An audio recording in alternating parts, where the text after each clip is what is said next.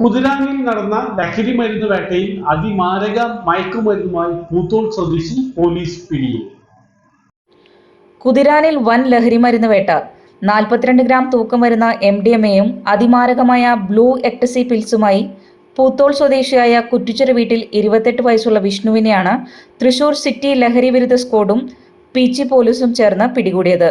മണ്ണൂത്തി പീച്ചി ഭാഗങ്ങളിൽ വിദ്യാർത്ഥികളടക്കം വ്യാപകമായ രീതിയിൽ രാസലഹരികൾ ഉപയോഗിക്കുന്നു എന്ന പരാതികളെ തുടർന്ന് പീച്ചി പോലീസും ജില്ലാ ലഹരി വിരുദ്ധ സ്ക്വാഡ് നടത്തിയ റെയ്ഡിലാണ് കുതിരാനിൽ വെച്ച് പിടികൂടിയത്. വിഷ്ണുവിനെ ചോദ്യം ചെയ്തതിൽ മുൻപും പലതവണ ബാംഗ്ലൂരിൽ നിന്നും സമാന രീതിയിൽ ലഹരി വസ്തുക്കൾ കൊണ്ടുവന്ന് വിൽപ്പന നടത്തിയിട്ടുള്ളതായി സമ്മതിച്ചു. പുതിയ കസ്റ്റമേഴ്സിനെ കിട്ടുന്നതിന് വേണ്ടിയാണ് വളരെ അപൂർവമായി കാണപ്പെടുന്ന അതിമാരക രാസലഹരിയായ എക്ടസി പിൽസ് ബാംഗ്ലൂരിൽ നിന്നും MDMAയ്ക്കൊപ്പം എത്തിച്ചത് എന്നും അന്വേഷണത്തിൽ പറഞ്ഞിട്ടുണ്ട്.